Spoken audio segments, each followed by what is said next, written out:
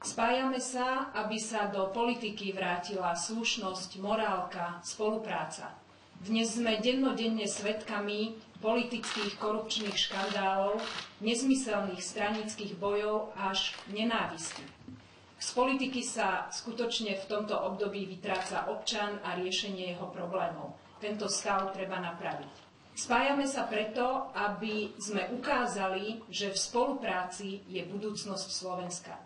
Zároveň naša výzva a naša deklarácia je otvorená smerom k ďalším politickým subjektom, k osobnostiam, nezávislým odborníkom, k starostom a primátorom, s ktorými budeme v tomto období intenzívne rokovať. Veríme, že sa nám podarí pripraviť pozitívnu zmenu pre Slovensko v nadchádzajúcich parlamentných voľbách. Som rád, že sme sa dnes stretli pri tomto stole, že sme sa dokázali dohodnúť. Mnohé strany deklarujú ambíciu spojiť sa. Ale bohužiaľ ostáva pri deklarácii. Je to vďaka animozitám, či už personálnym, alebo programovým, alebo akýmkoľvek iným.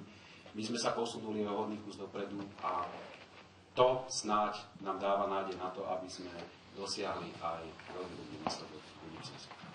Tie prieskumy, povedzme si veľmi otvorene, dnes sú také, zajtra sú onaké.